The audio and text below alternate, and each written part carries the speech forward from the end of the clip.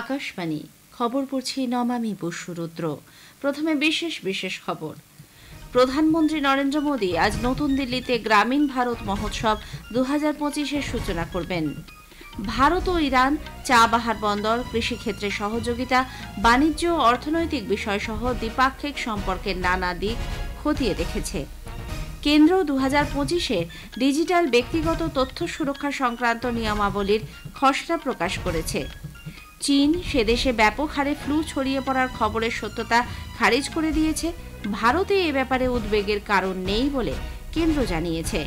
প্রবল শৈত্যপ্রবাহ এবং ঘন কুয়াশায় উত্তর ভারতের বিস্তীর্ণ এলাকায় স্বাভাবিক জনজীবন বিপর্যস্ত। সিডনিতে বর্ডার গাভাস্কার ট্রফির পঞ্চম টেস্টের দ্বিতীয় দিনে অস্ট্রেলিয়া তাদের প্রথম ইনিংসে আজ মধ্যাহ্নভোজের বিরতি পর্যন্ত 5 উইকেটে 101 রান করেছে। আসছে বিস্তারিত খবরে। প্রধানমন্ত্রী নরেন্দ্র মোদী আজ নতুন দিল্লিতে গ্রামীণ ভারত মহোৎসব 2025-এর সূচনা করবেন। এই উপলক্ষে আয়োজিত এক সভাতেও ভাষণ দেবেন তিনি। 6 দিনের এই অনুষ্ঠানের মূল ভাবনা হল বিকশিত ভারত 2047-এর জন্য স্থিতিশীল গ্রামীণ ভারত গঠন। আকাশবাণীর সংবাদদাতা জানাচ্ছেন, গ্রামাঞ্চলের পরিকাঠামো বৃদ্ধি, আত্মনির্ভর অর্থনীতি গঠন এবং গ্রামীণ সম্প্রদায়ের মধ্যে উদ্ভাবনের মানসিকতা গড়ে তুলতে এই মহোৎসবের আয়োজন করা হয়েছে। গ্রামীণ জনজাতি মূলত উত্তর পূর্বাঞ্চল ভারতের দিকে বিশেষ নজর রেখে অর্থনৈতিক স্থিতাবস্থা এবং আর্থিক সুরক্ষা সুনিশ্চিত করা ও গ্রামীণ মহিলাদের ক্ষমতায়ন এই মহোৎসবের মূল লক্ষ্য। সরকারি আধিকারিকদের পাশাপাশি গ্রামীণ উদ্যোক্তা, কলাকুশলী, সংশ্লিষ্ট অংশীদাররা মহোৎসবে যোগ দেবেন।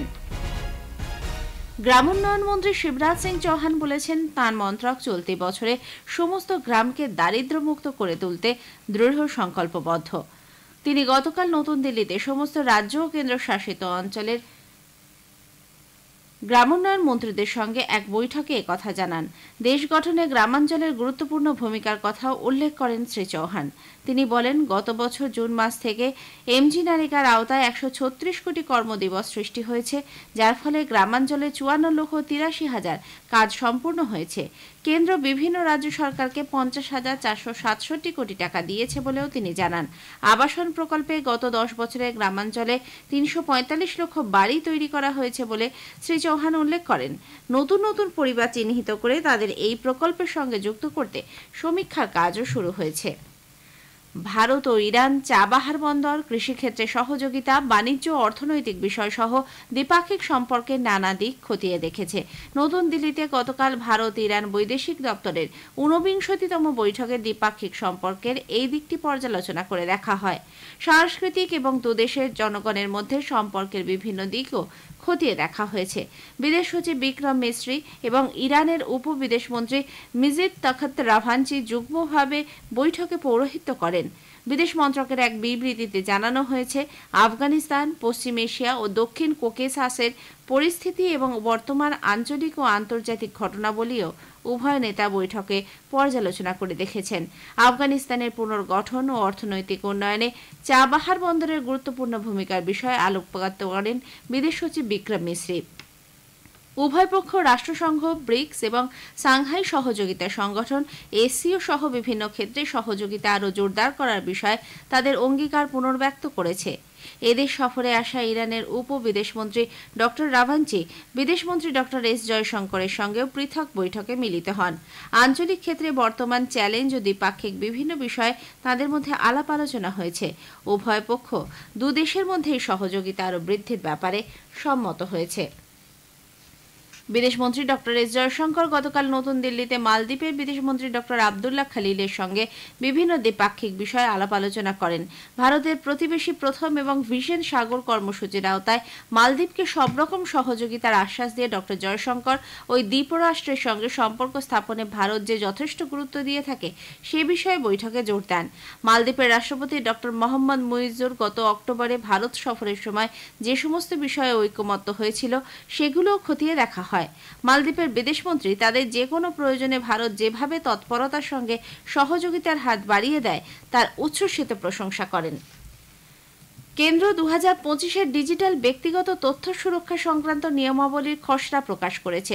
ইলেকট্রনিক্স ও তথ্য প্রযুক্তি মন্ত্রী অশ্বিনী বৈষ্ণব জনগণের মতামত ও পরামর্শের জন্য এই খসড়া প্রকাশ করেছেন। 2023-এর ডিজিটাল ব্যক্তিগত তথ্য সুরক্ষা আইন ওই বছরের আগস্ট মাসে রাষ্ট্রপতির ছাড়পত্র পায়। প্রস্তাবিত নির্দেশিকায় শিশুদের জন্য সোশ্যাল মিডিয়া অ্যাকাউন্ট খোলার ক্ষেত্রে বাবা মার বাধ্যতামূলক এবং পরীক্ষিত সম্মতির প্রয়োজনীয়তা রয়েছে। ডিজিটাল ডেটা প্রোটেকশন আইন 2023-এর অধীনে খসড়া নিয়মগুলিতে ব্যক্তিদের সম্মতি প্রক্রিয়া, ডেটা প্রক্রিয়াকরণ সংস্থা এবং কর্তৃপক্ষের কার্যক্রম সম্পর্কিত বিধানগুলি অন্তর্ভুক্ত করা হয়েছিল। এবারের খসড়া নিয়ম অনুযায়ী একটি শিশুর ব্যক্তিগত তথ্য সংরক্ষণের আগে মা বাবার তরফ থেকে যথাযথ সম্মতি নিয়ে প্রয়োজনীয় প্রযুক্তিগত এবং সাংগঠনিক ব্যবস্থা গ্রহণের জন্য ডেটা ফিডুশিয়ারিকে অবশ্যই পদক্ষেপ করতে হবে। এ ব্যাপারে যারা পরামর্শ দেবেন তাদের তথ্য গোপন রাখা হবে এবং মতামত প্রদানকারীরা যাতে অবাধে তাদের বক্তব্য জানাতে পারেন তা নিশ্চিত করার ক্ষমতা ফিডুশিয়ারি থাকবে। 18 ফেব্রুয়ারি পর্যন্ত মাইগভ পোর্টালের মাধ্যমে এ সংক্রান্ত মতামত জমা দেওয়া যেতে পারে। চীনে ফ্লু ব্যাপক হারে ছড়িয়ে পড়েছে, এই খবরের সত্যতা খারিজ করে দিয়েছে সেদেশের কর্তৃপক্ষ। চীনা বিদেশ মন্ত্রকের মুখপাত্র মাও নিং বলেছেন, প্রতি বছর শীতকালে যে ধরনের ফ্লু ও শ্বাসকষ্টজনিত সমস্যা হয়ে থাকে এবছর তার প্রকোপ অনেকটাই কম। চীন সফর যে সম্পূর্ণ নিরাপদ বিদেশ মন্ত্রকের পক্ষ থেকে তা স্পষ্ট জানানো হয়। এদিকে কেন্দ্র জানিয়েছে, চীনে HMPV হিউম্যান মেটাপ নিউমোভাইরাস ছড়িয়ে পড়ার রিপোর্ট নিয়ে ভারতে উদ্বেগের কোনো কারণ নেই। স্বাস্থ্য পরিষেবা বিভাগের মহাপরিচালক অতুল গোয়েল সাংবাদিকদের বলেন, বয়স্ক এবং শিশুদের শ্বাসযন্ত্রে বিভিন্ন ভাইরাস যেরকম সংক্রমণ ঘটায় এটিও একই ধরনের উপসর্গ সৃষ্টি করে। যে কোনো রকম পরিস্থিতি মোকাবিলায় দেশ পুরোপুরি প্রস্তুত রয়েছে। मेटान्यूमोवायरस एक नॉर्मल रेस्पिरेटरी वायरस है जो जुकाम जैसे बीमारी करता है या कुछ लोगों में फ्लू जैसे सिम्टम्स हो सकते हैं, खासकर जो बहुत बूढ़े लोग हैं या 1 साल से कम उम्र के बच्चे हैं। लेकिन ऐसी कोई सीरियस बीमारी नहीं है जिससे चिंता करने की जरूरत है और हमारे हॉस्पिटल्स और इंस्टीट्यूशंस इनको हैंडल करने के लिए तैयार हैं। बेड्स की भी अवेलेबिलिटी है, ऑक्सीजन वगैरह की भी अवेलेबिलिटी है। स्पेसिफिकली दवाइयाँ चाहिए नहीं होती बिकॉज इसके अगेंस्ट कोई स्पेसिफिक एंटीवायरल ड्रग्स है नहीं, तो चिंता करने की आवश्यकता देश को नहीं है इस वक्त। এই খবর আপনারা শুনছেন আকাশবাণী থেকে।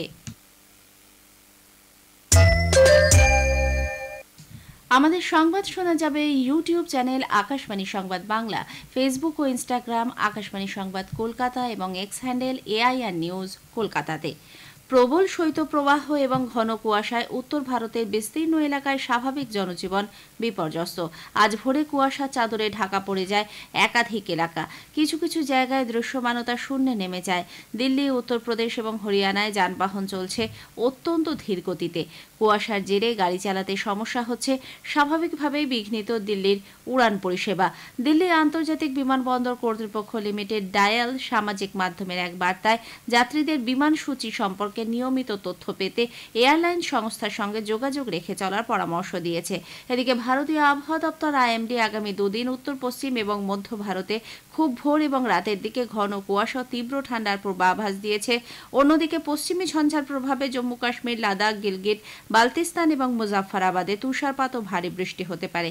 আগামীকাল ও সোমবার বৃষ্টির পূর্বাভাস রয়েছে হিমাচল প্রদেশের একাধিক এলাকাতে। হালকা থেকে মাঝারি বৃষ্টি হবে পাঞ্জাব, হরিয়ানা, চণ্ডীগড় এবং উত্তরাখণ্ডে।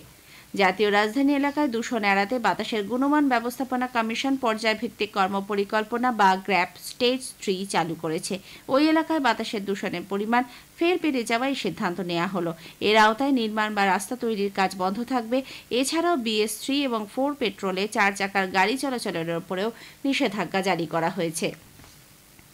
ইসরায়েলি সেনা জানিয়েছে, গত বৃহস্পতিবার থেকে তারা গাজা ভূখণ্ডে হামাসদের ব্যবহৃত 40টি এলাকায় অভিযান চালিয়েছে। এর ফলে একাধিক প্রাণহানির খবর পাওয়া যাচ্ছে। হামাসদের ব্যবহৃত ঘাঁটি এবং কন্ট্রোল সেন্টার লক্ষ্য করে এই হামলা চালানো হয়। মারা গেছে বহু হামাস জঙ্গি। মার্কিন যুক্তরাষ্ট্রের ডোনাল্ড ট্রাম্প সমর্থিত মাইক জনসন প্রথম রাউন্ডের ভোটাভুটিতে হাউস স্পিকার পদে পুনর্নির্বাচিত হয়েছেন। তিনি পেয়েছেন 218টি ভোট।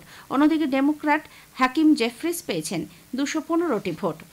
সিডনিতে বর্ডার গাভাস্কার ট্রফির পঞ্চম টেস্টের দ্বিতীয় দিনে অস্ট্রেলিয়া আজ 1 উইকেটে 9 রান হাতে নিয়ে খেলা শুরু করে। মধ্যাহ্নভোজের বিরতি পর্যন্ত তারা 5 উইকেটে 101 রান করেছে। জসপ্রীত বুমরা এবং মোহাম্মদ সিরাজ 2টি করে উইকেট নেন। এর আগে ভারতের প্রথম ইনিংস 185 রানে শেষ হয়ে যায়। ঋষভ পন্ত সর্বাধিক 40 রান করেন। জামশেদপুর জেআরডি টাটা স্পোর্টস কমপ্লেক্সে আজ আইএসএল এর ম্যাচে জামশেদপুর এফসি বেঙ্গালুরু এফসির বিরুদ্ধে খেলবে। খেলা শুরু হবে সন্ধ্যে 7:30টায়। বেঙ্গালুরু 13 ম্যাচে 27 পয়েন্ট পেয়ে লীগ তালিকার দ্বিতীয় স্থানে আছে। 12 ম্যাচে 21 পয়েন্ট নিয়ে জামশেদপুর রয়েছে পঞ্চম স্থানে। শেষ করার আগে খবরের বিশেষ কিছু অংশ আরও একবার। প্রধানমন্ত্রী আজ নতুন দিল্লিতে গ্রামীণ ভারত মহোৎসব 2025-এর সূচনা করবেন। কেন্দ্র 2025-এর ডিজিটাল ব্যক্তিগত তথ্য সুরক্ষা সংক্রান্ত নিয়মাবলীর খসড়া প্রকাশ করেছে। খবর শেষ হলো, এরপরই শুনুন স্থানীয় সংবাদ।